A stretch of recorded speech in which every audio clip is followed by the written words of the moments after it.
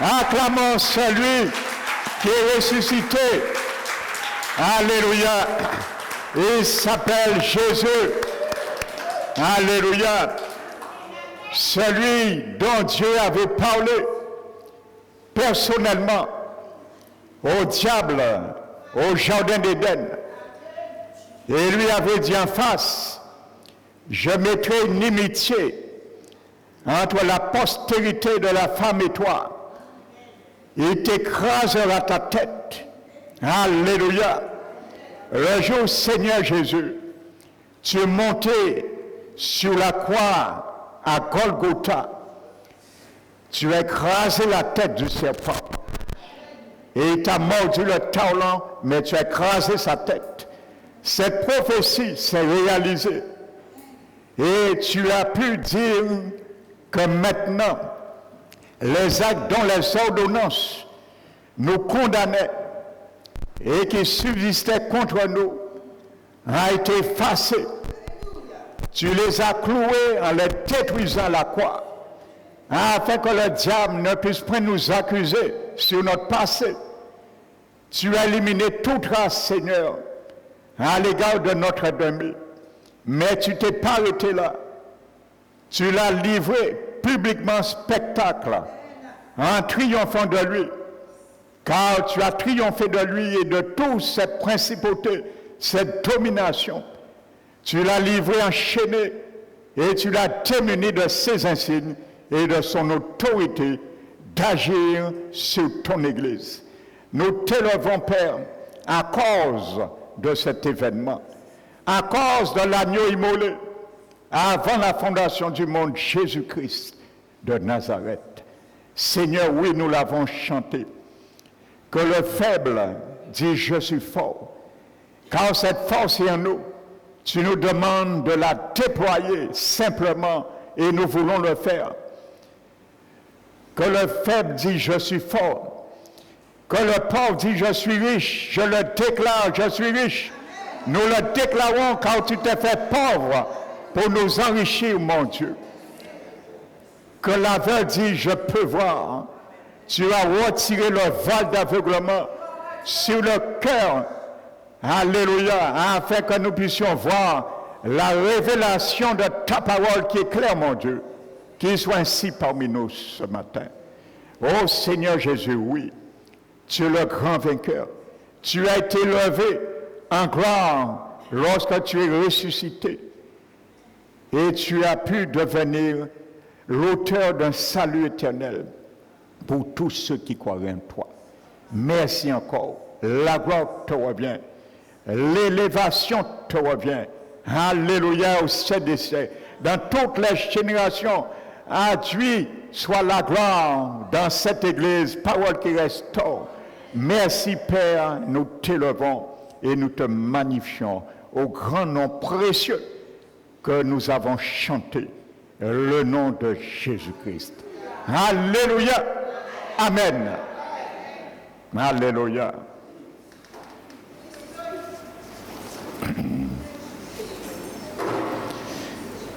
Gloire à Jésus. Je vous salue fraternellement, chaleureusement, dans le nom du Seigneur. Et s'il y a des visiteurs parmi nous, soyez les bienvenus. Nous bénissons notre frère le pasteur Eugène et son épouse qui sont de passage.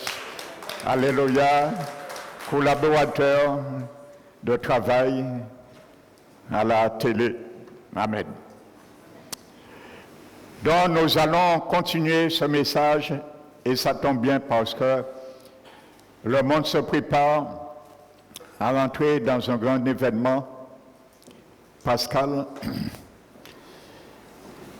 Mais nous sommes déjà rentrés dans cet événement. Amen. Dans le thème, je continue de ce message, c'est la circonscription de la croix. Amen. Pour toi et moi. Alléluia.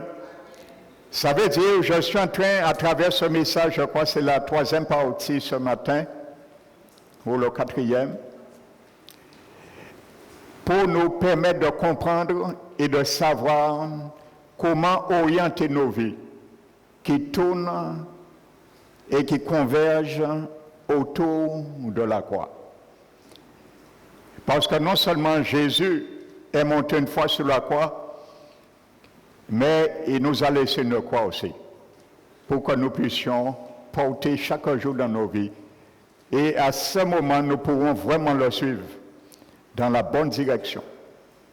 Donc la croix que Jésus m'a donnée et t'a donnée, c'est un poteau indicateur de mon salut éternel. Alléluia. Je le répète, si je me soustrais de cette croix, je fais naufrage et je perds aussi le sens de mon salut, car c'est notre boussole. Alléluia. Malheureusement, je le comprends. Si nous pouvions nous débarrasser, nous décharger, ce serait mieux. Ça veut dire tout ce qu'on aurait pu faire, qu'il soit mal ou bien pour Dieu, le Seigneur l'aurait accepté. Mais ce serait trop beau pour être vrai. Alléluia. Ce n'est pas la vie chrétienne, ça. Alléluia. Il y a une direction. Il y a une constitution dans le royaume de Jésus. Et nous devons nous adapter. Que ça nous plaise ou pas. Que ça me plaise ou pas. Je n'ai pas mon mot à dire. Jésus l'a ordonné, je dois m'incliner. Jésus l'a ordonné pour toi, tu dois t'incliner. Si tu veux aller jusqu'au bout. Donc je vais continuer. Dans les précédents, mes prédications sont enregistrées, donc je le répète. Pour ceux et celles qui nous visitent, que nous avons une chaîne sur YouTube, donc vous pouvez taper Parole qui restaure et vous avez toutes les vidéos. Il y a près de 700 quelques vidéos. Et je vous encourage à aller, parce qu'il y a ça vraiment d'édification. Amen. Donc j'avais pris l'exemple et j'avais conclu dimanche dernier avec l'exemple de Jacob lorsqu'il avait mis 2 monuments. Donc je termine, je disais que les 2 verbes dans Genèse 28 et Genèse 35, sont tous 2 conjugués à l'imparfait. Et je continue sur cela. Donc qu'est-ce que ça veut dire? Je le répète, la répétition est salutaire. Donc l'imparfait veut dire une action qui nécessite d'être répétée dans un processus de complète réalisation. Amen. Donc ça veut dire, selon ce que nous avons vu, le jour où j'ai commencé avec Jésus, je n'ai pas terminé. Parce que je ne peux pas dire, je vais prendre départ d'une course, j'attends le pistolet pour que je puisse partir et dire, je suis déjà arrivé. Non, je ne peux pas être dans la ligne de départ et dire en même temps, je suis déjà arrivé. Non, la ligne d'arrivée est loin. Donc c'est ça que ça veut dire. J'ai bien expliqué cela, je ne vais pas m'étendre parce que j'ai beaucoup de matériaux à partager avec toi et moi ce matin de la part du Saint-Esprit. Donc vous allez le comprendre mieux, c'est détaillé dans le message précédent. Amen. Donc c'est ça, en quelque sorte, je disais, que Pierre, l'apôtre Pierre nous dit dans 1 Pierre 2, versets 4, 5 et 8, que si nous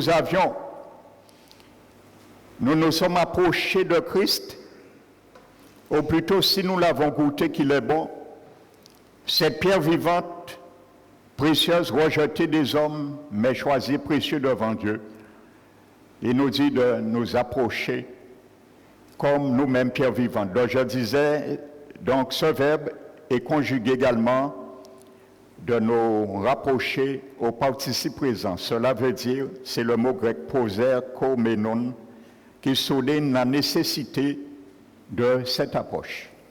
Amen. Donc c'est une nécessité. Ce verbe participe présent nous dit que c'est une nécessité. Amen. Pour nous approcher de Christ. Si nous voulons continuer à le goûter. Nous avons goûté Jésus un jour, mais nous n'avons pas tout à fait déguster son goût. Amen. Parce qu'il y a beaucoup de choses à déguster dans l'agneau. Comme je disais vendredi, pour ceux qui étaient là en prière, je disais, il y a beaucoup parmi nous, nous avons oublié quelque chose que Dieu avait ordonné le jour de la Pâque, qu'on doit manger l'agneau avec les herbes amères. Et ça, beaucoup de chrétiens trient ce qui est à l'intérieur de l'agneau lorsque Dieu l'a fait rôtir. Amen. On prend les épices qui sont amères, on les met à côté et on mange ce qui est plus doux. Amen. Nous ne devons pas trier. La Bible dit que nous devons manger l'agneau avec des herbes amères. Ça, je vais le détailler au cours du 31. Donc, je ferme la parenthèse. Alléluia. Ce qui est bon, nous aimons tous manger la bonté de Jésus. Ça fait partie du gigot, l'agneau. Alléluia. Parce que ça rentre dans nos palais comme du miel, comme dit la parole. Mais lorsqu'elle pénètre dans nos entrailles, elle devient amère. Il faut accepter l'amertume aussi. Lorsqu'il nous dit que je ne veux pas que tu aies ce caractère mauvais. Et nous voulons rester dans ce mauvais caractère. Amen. Donc ça fait mal. C'est de l'amertume, c'est les herbes amères. Nous ne voulons pas manger. Il faut apprendre aussi à le manger.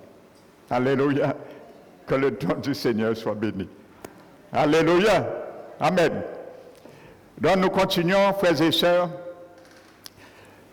Je vais prendre un exemple qui est salutaire et qui concorde avec ce message que j'ai souligné vendredi. Le Seigneur m'a mis ce matin de le reprendre pour ceux qui n'étaient pas là, bien sûr, pour bien comprendre la suite. C'est dans Éphésiens 2:10. La Bible dit, nous sommes l'ouvrage de Dieu, ayant été créé en Jésus-Christ pour de bonnes œuvres, que Dieu a préparées d'avance afin que nous les pratiquions. Amen. Donc, je disais que le mot grec qui est traduit dans ce verset par ouvrage, c'est le mot grec poiema. Et cela représente ici un produit fini, ou ce qui est fabriqué. Donc, quand la Bible dit que nous sommes l'ouvrage de Dieu, Dieu me voit depuis quand j'étais dans le monde, ce que j'étais.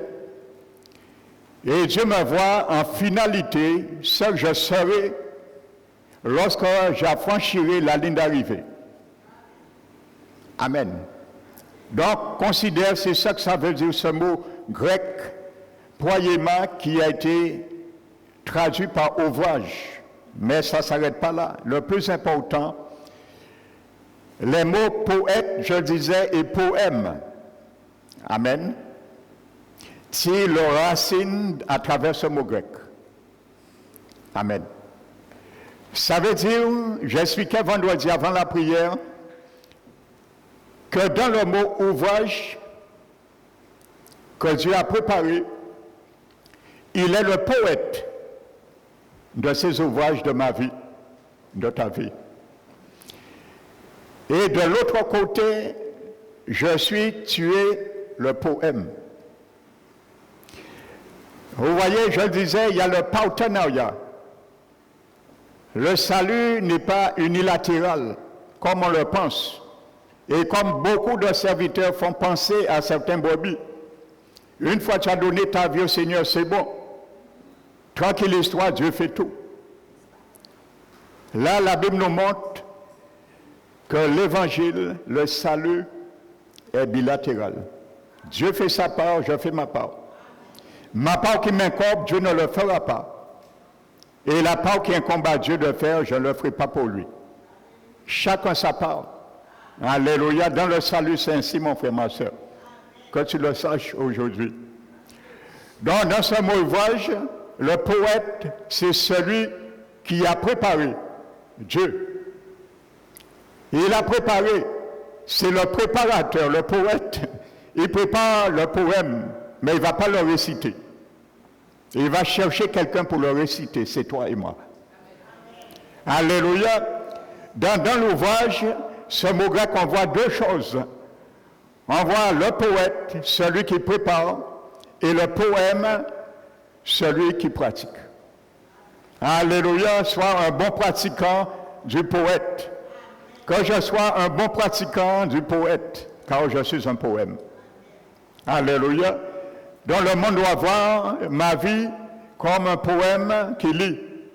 Mais ce poème dont le monde doit voir en moi, en toi, doit refléter l'auteur de ce poème qui est le Dieu, qui a préparé d'avance.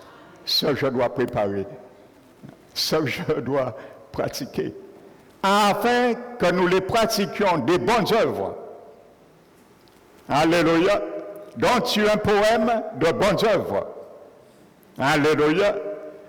Donc si je fais quelque chose, je dois m'interpeller. Si tu fais quelque chose, tu dois t'interpeller.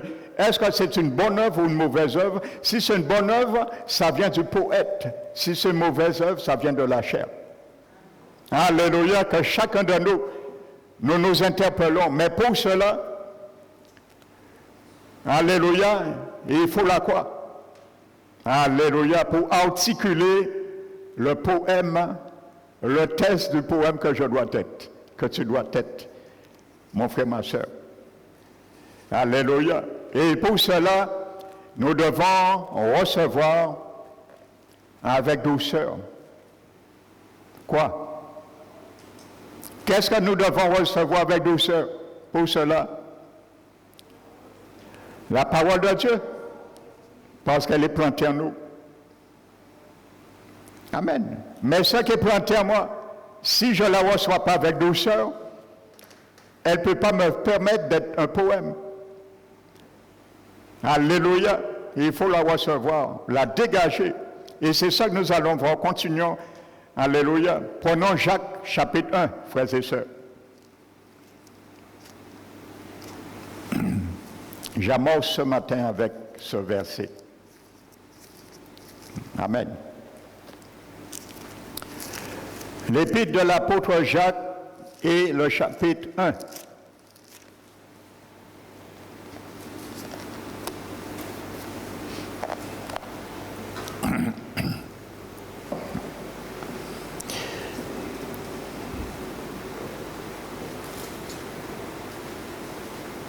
Verset 21. Mon frère, ma soeur, ce matin, le Saint-Esprit me dit, si tu veux, je veux être un bon poème, écoute cette parole. C'est pourquoi, rejetant toute souillure et tout débordement ou excès de méchanceté, recevez avec douceur la parole qui a été plantée en vous et qui peut sauver vos âmes. Et il y a un et. Amen. Et qui peut sauver votre âme. Il n'est pas marqué, mettez, c'est pourquoi rejetant toute souillure et tout débordement de méchanceté, recevez avec douceur la parole qui a été plantée en vous, qui sauve votre âme et qui peut sauver. Amen. Donc c'est une probabilité ou une improbabilité. Si tu reçois la parole de Dieu dans toutes les circonstances de ta vie, elle sauvera ton âme par toi. Amen. Si je reçois la parole de Dieu dans tous les domaines de ma vie, elle sauvera mon âme. C'est l'objectif de la parole de Dieu. Dans ce texte, frères et sœurs, le verbe principal de cette phrase, c'est recevez. Amen. Le verbe principal, c'est recevez. Et comme ce verbe, c'est le grec des chômés, comme ce verbe, recevez, ainsi le participe qui s'y rapporte à ce verbe, c'est apotitémie, rejetant. Sont tous deux autant aoris dans le grec. Donc, ça veut dire, il faut comprendre que l'action du participe précède celle du verbe principal. Amen. Ça veut dire, tu ne peux pas recevoir quelque chose, je ne peux pas recevoir quelque chose, je t'explique la location grammaticale de cette conjugaison. Ça veut dire, je ne peux pas recevoir quelque chose. Tu ne peux pas recevoir quelque chose de la parole de Dieu si au préalable, je ne rejette pas quelque chose. Si au préalable, tu ne rejettes pas quelque chose. Amen.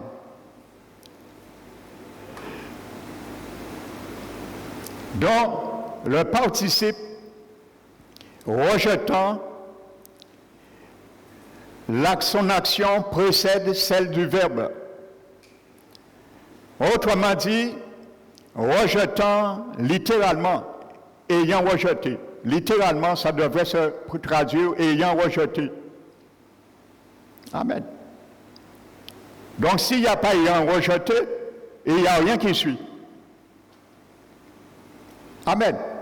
Donc, ayant rejeté, toute souillure et tout débordement de méchanceté est une condition pour recevoir la parole qui a été plantée en nous.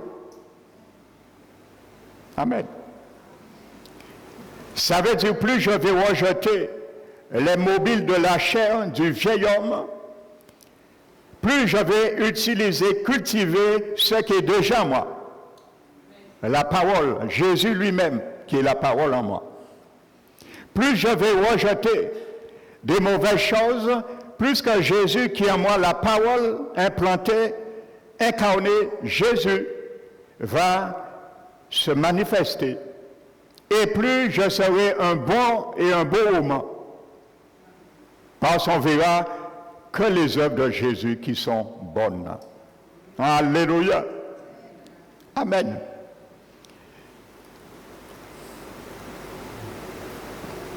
C'est comme ça, frères et sœurs, ça fonctionne. Et la croix est faite pour cela. Amen. La croix est faite pour rejeter tout souillure et tout débordement, excès. Trop d'enfants du Seigneur aujourd'hui, au XXIe siècle, vivent encore avec trop d'excès de méchanceté dans leur cœur, dans leur âme. Et c'est attristant de le dire et de le voir. Je ne vous apprends rien. Je ne parle pas de l'Église Parole qui restaure, je parle de toutes les églises du monde. C'est cet état des derniers temps. L'état de l'Église de la Laodicée, frères et sœurs. J'entendais Jésus, un serviteur qui disait, Jésus lui a dit, son Église des derniers temps, il a honte de son Église. Vous vous imaginez? Son Église l'attriste. Son Église lui a tourné le dos. Son Église n'est pas l'Église qu'il souhaiterait. Frères et sœurs, son Église lui fait honte. Imaginez-vous le Seigneur Jésus qui dit cela. Amen. Alléluia. Donc je continue. Donc avant que la parole de Dieu puisse produire sa justice en moi, en toi mon frère, ma soeur, nous devons renoncer au péché et le rejeter, car c'est lui qui se dresse contre la justice de Dieu en nous. Je ne peux pas mettre un nouveau habit sur un vieux habit. Je dois jeter le vieil habit. et mettre un nouveau habit. Pour que la justice de Dieu se manifeste en moi et en toi, il faut jeter l'habit de l'injustice et de notre propre justice, qui est un vêtement souillé, dont dit la Bible. Alléluia. Trop d'enfants du Seigneur aiment se justifier. On se justifie à tort et à gauche. On ne veut pas changer. On dit, c'est comme ça que je suis. Pour mon peut faire changer. Ainsi de suite. Les recommandations ne servent à rien. Vous savez, regardez l'image dans Marc 5 du démoniaque, le fou de Gadara. La Bible dit que cet homme était lié. Mais à un moment donné, il avait marre d'être lié. Il cassait toutes les chaînes. Il rompait toutes les chaînes. Amen. Il voulait être délié. Il rompait les chaînes. On ne pouvait pas le lier, frères et sœurs. Et la Bible nous dit qu'il vivait dans des sépulcres. Mais le mot sépulcre est mal approprié dans ce texte de Marc 5. C'est plutôt des rochers, des grottes qu'on taillait dans des rochers. D'une manière, amen. Imaginez-vous un rocher de Caillère. Et à l'intérieur de ce rocher qui est fait de caillère de tif, et on fait un trou, on creuse un trou, et c'est là qu'on demeure. C'était le cas de ce fou. Donc ce n'était pas vraiment dans un cercueil, mais c'était là. Littéralement, c'est ce que ça veut dire, ce mot grec. Amen. Et il y a beaucoup d'enfants du Seigneur, ils se sont creusés une façon de leur vie. C'est le rocher. C'est là ma vie creusée, c'est là j'ai pris du temps dans ma carrière avant de connaître Jésus. Mon ancienne vie passée. Donc pour me sortir dans cette grotte que j'ai sculptée toute ma vie, c'est pas facile. Ça a forgé mon éthique. Ça a forgé mon caractère. Alors je vais exagérer. Arriver à dire, même Jésus, même toi Seigneur, tu ne pourras pas me faire changer. Amen. Implicitement, mais en quelque sorte, il y a beaucoup d'enfants du Seigneur, c'est un peu ça qu'ils disent à Jésus. Ils entendent, ils réentendent, leur vie ne change pas d'un cran. Amen. Eh bien, ce sont des gens aussi qui brisent toutes les chaînes. Amen. Ils brisent toutes les chaînes de secours. Amen. Qu'on vienne les apporter. Ils ne veulent être liés par quoi que ce soit. Ils brisent toutes les chaînes. Amen. Il y a des enfants du Seigneur, ils ne veulent pas lier avec la parole de Dieu. Dès qu'on vient les exhorter, ils brisent la chaîne. Parce qu'ils veulent leur liberté en brisant les chaînes. Amen. Mais c'est une fausse liberté qui vient du diable. Amen. Parce que ce Gadara, cet homme, il était lié. Donc on n'avait pas besoin qu'on le relie encore une deuxième fois. Il était déjà lié. Et spirituellement par des démons. Amen. Et il y a beaucoup, ils refusent les chaînes, le soutien de la parole, j'appelle ça des chaînes. Parce que Paul a dit dans Philippiens 3, lié par le Saint-Esprit. Alléluia. Je descends à Jérusalem. Et je ne sais pas qu'est-ce qui va m'attendre. Je disais que le mot alliance, dans l'Ancien Testament, le mot bérite, qui est traduit par alliance, la racine de ce mot hébraïque veut dire chaîne. Alléluia. Lié, ça veut dire est plutôt lié. Lorsqu'on est dans une alliance, on est lié. Amen. Je suis dans une alliance liée avec la parole de Dieu contenue dans l'alliance. Toi aussi. Mais nous voulons rompre ces liens.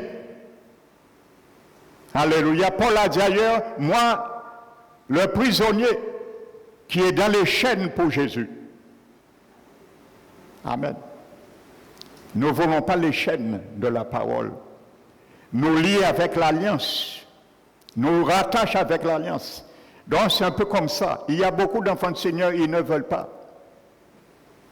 Surtout les jeunes, à travers aussi leurs parents. Amen. Et ils pensent leur liberté, leur manière de concevoir, c'est la vraie liberté. Mais ils sont liés. Parce que c'est le diable qui met ses fausses libertés pour qu'il rejette les chaînes, les exhortations, les conseils des parents, et ainsi de suite. Je ferme la parenthèse. Ça, c'est un autre message. Amen. Alléluia. Donc, frères et sœurs, l'apôtre Paul nous montre la même image que l'apôtre Jacques. Vous savez, les apôtres marchaient d'un même pas et ils parlaient le même langage. Amen. Et il n'y avait pas de contradiction entre les apôtres dans les épîtres. Il n'y a pas de contradiction. Si on trouve des contradictions dans la parole, ce sont les hommes qui les ont amenées. Mais la Bible s'éclaire toujours. Lorsqu'il y a un verset moins éclairci, il y a un autre qui va l'éclaircir davantage. Alléluia. Ce qui est obscur à la vision de l'homme. Amen. Donc l'apôtre Paul utilise la même image à plusieurs reprises dans ses lettres. Par exemple, par Éphèse, Colossiens, nous l'avons vu déjà, Colossiens 3, verset 8. Amen. Et il dit, rejetant toutes ces choses, la colère, l'animosité, les calomnies, la méchanceté, les paroles équivoques qui pourraient sortir de votre bouche. Ne mentez pas les uns des autres, vous ayant dépouillé du vieil homme et de ses œuvres. Dépouillé du vieil homme et de ses œuvres. Et ayant revêtu l'homme nouveau, le même langage, l'apôtre Paul parle que l'apôtre Jacques. Pour accepter, recevoir la parole de Dieu, les bienfaits, il faut rejeter l'excès de méchanceté et les souillures. C'est le vêtement, il faut rejeter pour mettre le nouveau vêtement, la jetée de Dieu à travers sa parole. Colossiens 3 nous dit, et étant revêtu l'homme nouveau, qui se renouvelle dans la connaissance à l'image de notre Seigneur Jésus. Amen. Donc, voyez, il faut rejeter le vieil homme et ses œuvres pour revêtir l'homme nouveau. Les deux ne vont pas ensemble. Alors, si nous avons l'ancien vêtement sur nous, il devient un sous-vêtement. Il faut le retirer. Amen. Pour mettre le vêtement du Seigneur. Rejetant le vieil homme et ses œuvres. Parce que c'est les œuvres du vieil homme qui nous fait pécher.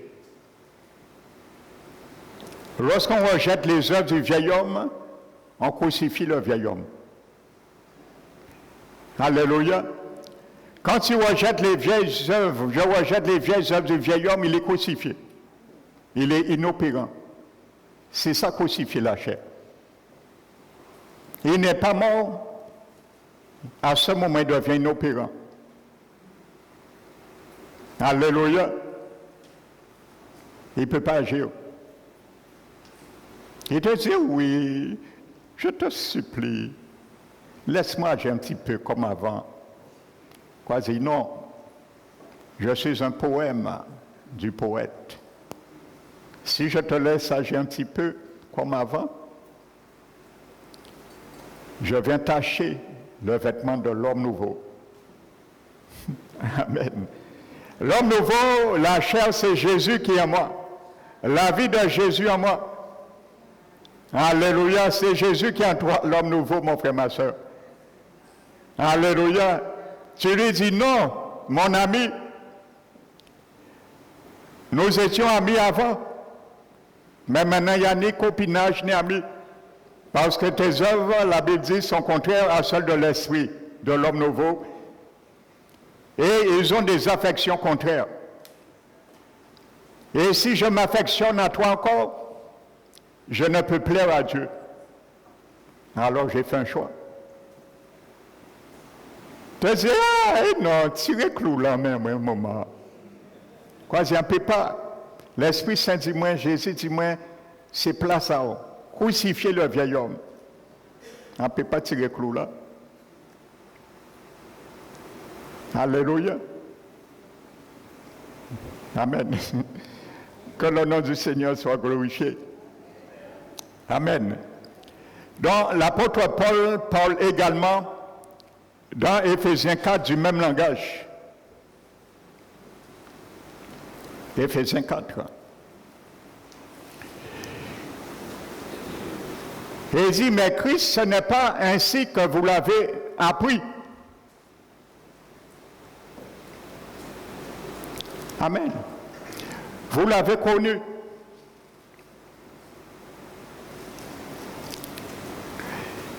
Mais d'ici du moins, vous l'avez reçu. Amen.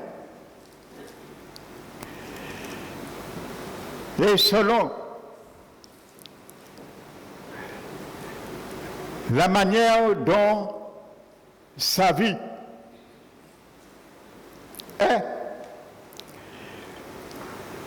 et il dit c'est en lui, conformément que vous avez été instruit. J'ai été instruit par mon Seigneur Jésus, la parole qui est implantée en moi, en toi.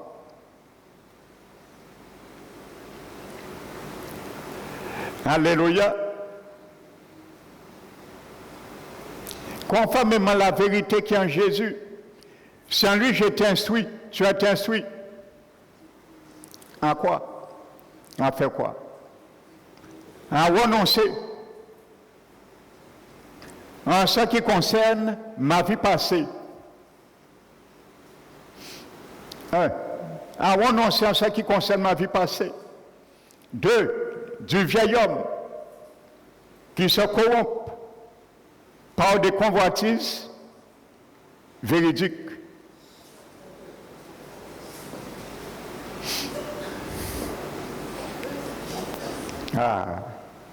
Il y a un qui suit. Par des convoitises trompeuses. Amen. La tromperie et la vérité ne marchent pas ensemble. Alléluia. Qui se corrompt par des convoitises trompeuses. Alléluia. Et troisièmement, à revêtir l'homme nouveau. Le même langage. Pour revêtir l'homme nouveau, il faut que je renonce à ma vie passée. Il faut que je renonce au vieil homme qui me conduisait dans ma vie passée et ses œuvres. Alléluia. Et à revêtir l'homme nouveau. Être transformé dans l'esprit de notre intelligence. Alléluia.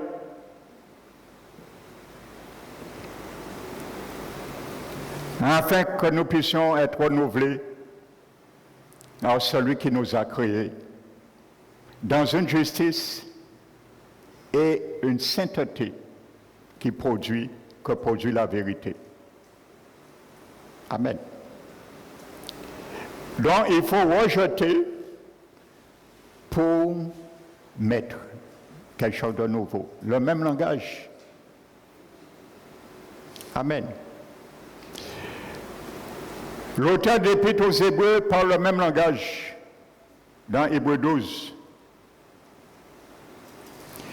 La Bible nous dit, puisque nous sommes environnés d'un si grand nombre de témoins, nuées de témoins, alors courons avec persévérance dans la voie qui nous est offerte. Mais avant de courir, il y a des choses qui nous pèsent. Il faut les laisser avant, parce que ça va nous peser, ça va nous essouffler inutilement et nous faire attraper des crampes et parfois tomber et ne jamais nous relever. Il faut rejeter. Vous voyez le même mot, rejeter. Courons avec persévérance. Mais avant ça, il faut rejeter tout fardeau et tout excès de péché. Le péché qui nous environne, qui nous entoure si facilement. Alléluia, courir, c'est jeter le péché. Alléluia. Plus tu jettes le péché, plus tu vas accélérer vite. Plus tu vas accélérer, plus tu vas rejeter le péché, plus le Seigneur va te donner des vitamines spirituelles. Amen. Pour que tu aies de l'appétit. Pour que j'ai de l'appétit à manger sa parole.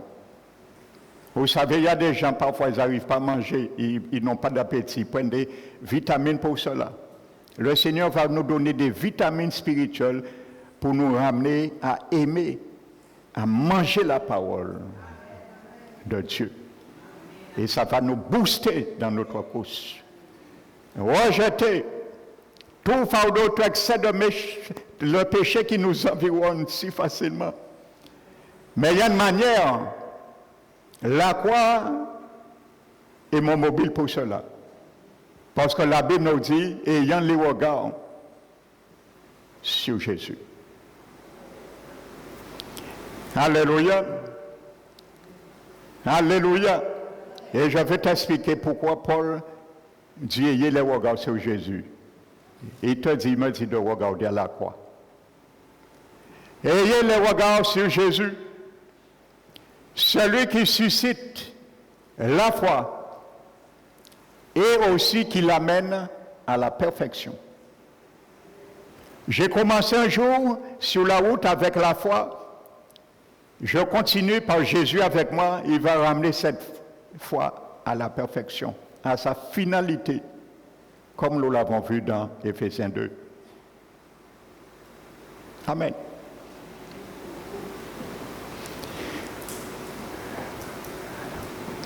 La Bible dit, lui, Jésus, dont la joie qui lui était offerte. Amen. Dont la joie qui lui était offerte. Et il y avait quelque chose qui a motivé, qui a boosté Jésus à prendre toutes les souffrances et les a endurées. Et il y a quelque chose qui l'a motivé parce qu'il y avait une joie en finalité. Et il y a une joie pour toi, mon frère, ma soeur, à endurer la croix. Alléluia. Lui qui la joie qui lui était réservée a souffert la croix. Et il a souffert la mort, la croix. Méprisé l'ignominie. Alléluia. Et en finalité, il est arrivé à la ligne d'arrivée. Il s'est assis à la droite de Dieu. Amen, frères et sœurs. Quand Dieu dit de courir les yeux fixés sur Jésus, c'est ce que l'auteur des Épîtres aux Hébreux nous dit. Fixe-toi sur la croix. Alléluia. Les yeux sur Jésus, frères et sœurs. Alléluia. Amen. Donc vous voyez, frères et sœurs, la croix n'était pas quelque chose de simple pour Jésus. C'était compliqué. C'était compliqué, plus compliqué qu'on le croit. Alléluia. Le mot dans ce verset qui est traduit par souffert, normalement c'est le mot littéral, c'est endurer. Mais souffert correspond également. Souffert, endurer. Logiquement, endurer. Il a enduré. Amen. Donc ce mot grec, upomeno, vous retrouvez le mot méno que Jésus emploie ailleurs et entre autres dans Jean 15. Lorsqu'il dit de demeurer, amen. Et je vous disais que Jésus, quand il dit demeurer en moi en tant que sarment, ça veut dire de rester où on est déjà, même si ce n'est pas agréable. On retrouve ce mot-là. Parce que Jésus a bien dit dans le Vignoble 15, c'est le plus grand avertissement pour moi. De tous les avertissements qui sont sortis dans la bouche du Seigneur, dans la Bible, selon moi, dans les évangiles, c'est Jean 15, pour les chrétiens nés de nouveau. Le plus grand avertissement qu'un chrétien, je le répète et je le souligne, né de nouveau. Parce que beaucoup disent, non, ce n'est pas pour des chrétiens nés de nouveau, c'était des faux chrétiens. Non, Jésus parlait aux vrais chrétiens nés de nouveau. Amen. Il n'y a pas de vrais, de faux chrétiens.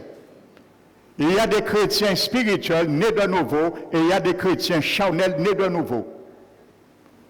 Amen. C'est là deux types de chrétiens. Mais les deux types de chrétiens ont reçu le salut au départ. Ils ont reçu la vie éternelle. Ils ont reçu l'Esprit Saint. Ils ont tous deux l'Esprit Saint. Alléluia. Mais il y a un, et il y a certains qui ont choisi de continuer à vivre selon leur vie passée.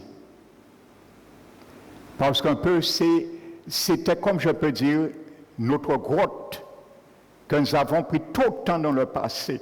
Vous savez, il y a des gens qui se convertissent à 80 ans. Ces personnes ont incurgité toutes sortes d'idolâtries, toutes sortes de cultes païennes, particulièrement le culte marial, l'adoration de la Vierge Marie.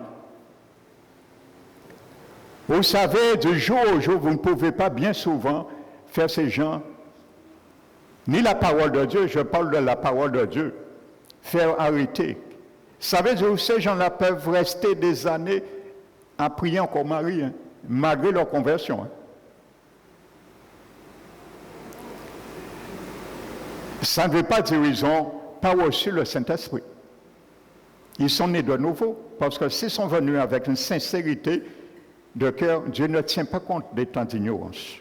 Dieu attend qu'ils soient éclairés pour progressivement qu'ils arrêtent les choses, ainsi de suite. Rejeter le péché qui nous environne si facilement parce que c'est notre course et nos devoirs pour arriver. Mais si ces personnes ne veulent jamais rejeter, ils deviennent, comme je l'ai expliqué dans Marc 5, ce sont des gens, ils ne veulent jamais accepter les chaînes de la parole. Ils rejettent, ils brisent tous les chaînes. Ils veulent vivre leur vie. Amener la terreur dans leur vie et aussi partout. Le fou de Gadara, l'abbé dit, il amenait la terreur partout. Tout le monde avait peur de lui. On ne pouvait pas le lier. Il y a des chrétiens, tout le monde a peur de lui. On ne peut pas les exhorter. Ils amènent du problème partout. On leur dit, mon frère, ma soeur, mais ça fait combien de temps que tu agis comme ça? Arrête un moment, ça ne glorifie pas le Seigneur. Tu amènes du désordre, un mauvais témoignage à l'église. Et ça monte. Non. On n'accepte rien.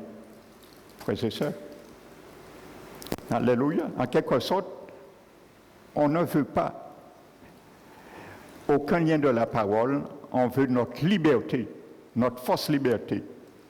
Eh bien, cette liberté, un jour, nous conduira à la perte éternelle, si nous n'acceptons pas la parole de Dieu comme il devrait. Alléluia. Amen. Donc, le mot hypothémo, endurer, souffrir, écoute bien la définition, note-le, mon frère, ma soeur. Pour ne pas l'oublier, je l'ai déjà noté, moi. C'est sur mes notes. Alléluia. Parce que l'abbé nous dit de courir les regards sur Christ. Donc il faut savoir qu'est-ce que ça veut dire les regards sur Christ. Je te l'explique. Ça veut dire le mot enduré. Il a souffert. La quoi? Ça veut dire ce mot hypemono exprime la notion de s'engager. S'engager. Je prends une décision formelle, tu prends une décision formelle à t'engager. Comme celui qui prend une décision pour s'engager dans l'armée. Amen. Exprime la notion de s'engager à rester. Et c'est pour ça qu'on voit le mot meno dans Hypo. Jésus avait dit, quand Jésus dit celui qui est en moi et demeure en moi, Jésus voulait dire celui qui s'engage à rester. Mais je peux désengager demain de mon engagement. Je peux décider un jour, je me désengage. Et il y a des gens qui se désengagent d'un engagement. Je peux décider de me désengager, de rester à puiser la sève dans le sceptre, et je sors. C'est ça que Jésus dit bien, que celui qui ne demeure pas, il sera coupé. Alléluia. Tu ne peux pas décider de refuser les chaînes de la parole de Dieu qui nous a liés dans l'alliance et continuer à puiser la sève de la vie éternelle, ça ne fonctionne pas. Alléluia. Amen. Mais ça, c'est un autre sujet. Je ferme la parenthèse. Exprime la notion de s'engager à rester dans un endroit donné. Cet endroit donné, c'était la croix de Jésus. Cet endroit donné, c'est la croix que Jésus m'a dit, t'a dit de porter pour le suivre. Je n'ai pas fini la définition, virgule, même si c'est très difficile. Amen. La notion de rester, de s'engager à rester dans un endroit donné, même si c'est très difficile. C'est ça que Jésus a décidé. Quand l'abbé dit, il a souffert, il a enduré la croix. Il a décidé de s'engager à rester là, même si c'était difficile. Amen. Et devant la croix de Jésus, avant la croix, il y avait Gethsémane, Entre Gethsémane et la croix Golgotha, il y avait une marge. À Gethsémane, c'est là on décide formellement l'engagement. Amen. Jésus est resté à un moment donné troublé à Gethsémane. C'est quand il a pris cette décision, il savait, il ne peut pas mentir au Père. Je m'engage à Gethsémane dans ma volonté, parce que lorsque je monterai à la croix, je ne pourrai pas dire, Père, je me suis trompé, j'ai mal calculé, retire les clous et fais-moi redescendre. Il ne pouvait plus revenir en arrière. Il s'est engagé. S'engager à rester dans un lieu quelconque, même si c'est très difficile. Alléluia. Parce qu'à Gethsémane, il est resté, sa volonté était en train de se concasser. La chair lui disait, refuse. Le Saint-Esprit lui disait, vas-y. Il était tiraillé. Je fais ma volonté, je fais la volonté du Père. Frères et sœurs, à 3 reprises, il a failli faillir avant l'engagement. Mais 3 fois, il a capitulé. Il a dit, quoi ça me coûte? Il est nécessaire. N'oubliez pas, Jésus a dit à ses disciples, le premier, il faut que je mange la Pâque. Jésus dit à ses disciples, il faut que je mange la Pâque. Parce que Jésus savait, il y a une histoire depuis au jardin d'Éden, la Pâque. Il devait gifler le diable parce que Dieu lui a parlé personnellement. La première personne qui a été au courant de la croix, c'est le diable. Ni un homme, ni un ange. Au jardin d'Éden, Dieu lui a dit, je mettrai inimitié. Il n'a pas dit à Adam d'aller dire à Satan, il est venu personnellement lui dire, à travers le serpent, je mettrai inimitié entre toi et sa postérité. Il t'écrasera la tête. Alléluia. Jésus le savait. Il avait un compte à régler. Et il a dit non, je ne peux pas donner le diable cet honneur, ce plaisir.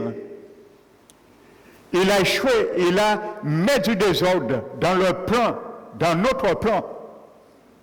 Le Père, lui, et l'Esprit Saint. Mais je me ferai le dernier Adam pour le gifler. Alors, Père, que ce ne soit pas ma volonté, mais que ce soit ta volonté. Ah, nous, allez, papa, et nous comme on tient quoi là? Alléluia. Parce que Gethsémane, en hébreu, veut dire pression, pressoir d'huile. Alléluia, l'onction messianique commençait à le concasser. Et il a pris une décision, mais il fallait que ses sueurs tombent du sang. Hémadritose, une réaction chirurgicale qu'il a eue humainement. Ça s'appelle l'hémadritose. J'ai déjà expliqué ça. Je passe sur ça. Et regardez bien au chapitre 12 des Hébreux, qu'est-ce que l'auteur nous dit? Lorsqu'il dit, les regards fixés sur Jésus, l'auteur de notre foi, et qui l'amène à la perfection. Lui qui, en échange de la joie qui lui était réservée, Et il a souffert la croix, méprisé l'ignominie et s'est assis à la droite de Dieu. Alléluia. Et il dit, afin que vous ne vous lassiez point l'âme découragée. Et il dit, frères et sœurs, vous n'avez pas résisté encore jusqu'au sang en luttant contre le péché. Parce que l'auteur des Hébreux visait dans cette épître Gethsémane. Alléluia. Jésus a résisté jusqu'au sang. Sa chair est devenue comme du sang en résistant à les pensées qui lui disaient, tu peux faire ta volonté. Tu es Dieu incarné, tu peux refuser, tu resteras toujours Dieu. Parce qu'il s'était dépouillé de toute la gloire pour devenir homme. Imaginez-vous, on ne sait pas, mais c'est d'imaginer toutes les pensées qui effleuraient la volonté de Jésus à ce moment. Frères et sœurs, Jésus, 3 reprises, un moment disait le Père, s'il pouvait éloigner de lui. La croix n'est pas une petite affaire, hein? Frères et sœurs. Alors quand Jésus nous a dit de prendre notre croix pour le suivre, il ne va pas rigoler avec nous. Le Seigneur ne va pas rigoler avec un enfant de son royaume rebelle qui prend du plaisir à déposer la croix et à vivre sa vie. Non, frères et sœurs. Au risque qu'il a pris, même un jour, un moment donné, d'abandonner. Amen. Quand l'auteur des Hébreux nous dit, nous n'avons pas encore résisté jusqu'au sang, en luttant contre le péché, l'auteur des Hébreux veut nous dire, mon ami, mon fils, ma fille, écoute-moi, tu n'as aucune excuse devant Dieu pour dire tu ne peux pas. Parce que l'auteur des Hébreux nous met en relief ce que Jésus a fait. Il est resté à terre, à Gethsémane. Alléluia, il était dans le pressoir d'huile. Et Dieu nous amène à chaque décision dans ma vie. Je suis à Gethsémane, tu es à Gethsémane. Parce qu'il faut prendre une bonne décision pour Dieu. Tu obéis à la parole ou tu désobéis. Alléluia. Dans lui d'option, l'esprit va te concasser jusqu'à ce que tu abandonnes la volonté de continuer dans le péché, volontairement, et accepter quoi ça te coûte, mais suivre dans la voie que Dieu nous demande. C'est ça l'apôtre Paul. Il ne nous dit pas de faire que des grumeaux de sang tombent sur nous, mais il nous donne la réalité spirituelle de la même image que Jésus. Parce qu'il nous a dit auparavant de regarder sur Jésus. Il a parlé de la croix, mais il vient sur le sang. Donc il parle toujours de quoi? De la passion du Christ. À Gethsémane, c'est là le sang coulé. Parce que Jésus résistait. Il résistait. Il était entre deux volontés, il était tiraillé. N'oubliez pas, Jésus était homme 100%. C'est un mystère qui nous dépasse. Alléluia.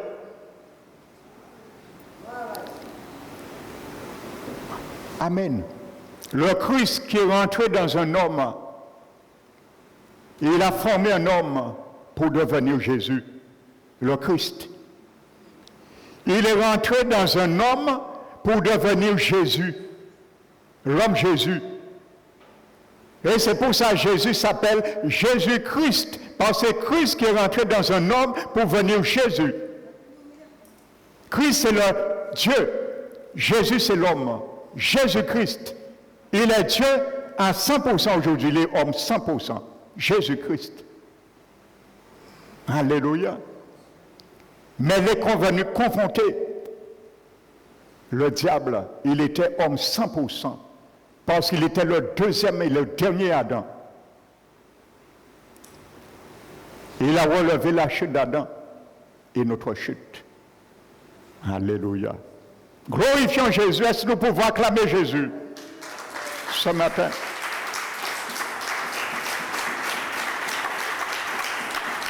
Alléluia. Paul dans 1 Corinthiens 15.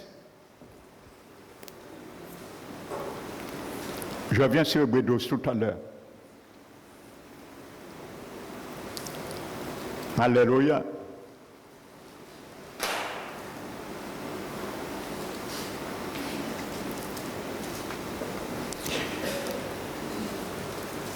Paul dit, je vous rappelle, frère, qui est frère? L'Église, frères et sœurs, je vous rappelle, frère. Alléluia. Amen. En ce qui concerne notre Seigneur Jésus, amen. L'évangile que je vous ai annoncé, tu vas me dire, est-ce que c'est cet évangile que tu as reçu, mon frère, ma soeur? Et si tu dis oui, tu dois demeurer dedans pour prouver que tu étais sincère.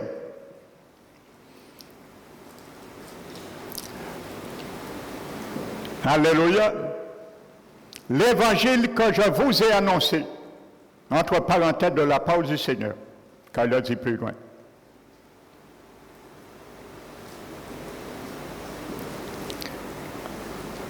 Que vous avez reçu. Amen. Dans laquelle cet évangile, vous avez persévéré. Et par lequel vous êtes sauvés. Mais se sauver, c'est un sauvé pour être sauvé. Amen. Comprenez bien. Alléluia.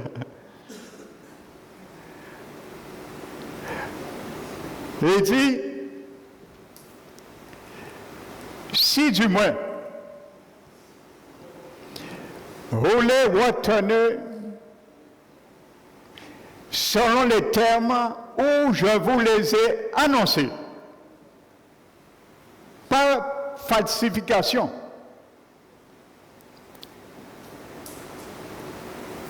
Autrement, vous auriez cru en vain. Amen. Donc, si tu falsifies l'évangile que nous avons reçu, je ne peux pas te sauver. Je serai désauvé. Amen. Si vous les retenez selon les termes dont je vous les ai annoncés, autrement, j'ajoute, vous serez désauvé. Ah oui, on peut être désauvé. Ça, c'est la grammaire du pasteur Emmanuel. Amen. Je mets un peu d'humour. Amen. Pour décrypter un peu les visages. Alléluia. Mais c'est ça que Paul dit. Si vous les retenez, selon les termes, je vous l'ai annoncé. Autrement, vous ayez cru un peu. Amen. Et il dit, voici ce que je vous ai annoncé, enseigné dès le départ, que Christ est mort.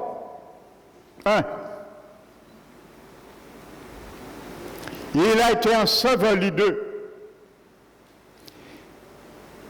Et selon les Écritures, et qu'il est ressuscité selon les Écritures.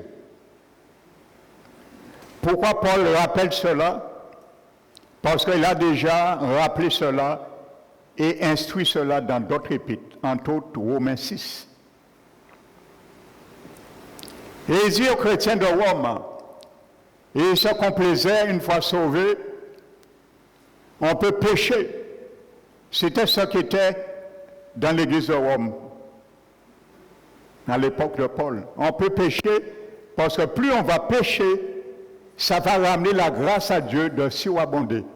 C'est ce qu'ils avaient fait de ce que Paul a dit. Lorsque la grâce abonde, le péché abonde, la grâce surabonde. Alors pour ceux et celles qui n'aient encore le péché, qui ne voulaient pas abandonner leur grotte qu'ils ont creusée, et ils ne voulaient pas être liés par la parole, ils disaient briser toutes les paroles, les chaînes de la parole, et comprendre qu'ils sont dans une vraie liberté. Paul a dit que ne faisons pas la liberté du Saint-Esprit, amen, une dissolution de vivre selon le péché. Il les rappelle, Romains 6, ignorez-vous que nous tous qui avons été baptisés en Christ, c'est en sa mort que nous avons été ensevelis à travers le baptême. Donc le baptême me rappelle ce que Paul dit là, 1 Corinthiens 15. Il est mort, il est enseveli, moi aussi. Et Romains 6 dit, de même, en effet, comme Christ est ressuscité par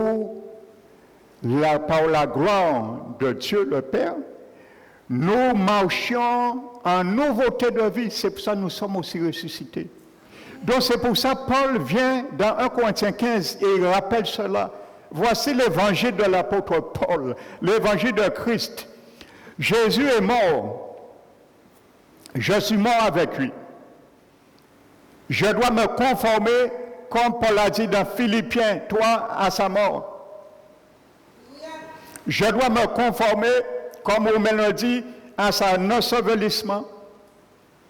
Parce que j'ai disparu sur le mont Terrien. On ne me connaît plus. Pasteur Emmanuel, on ne me connaît plus.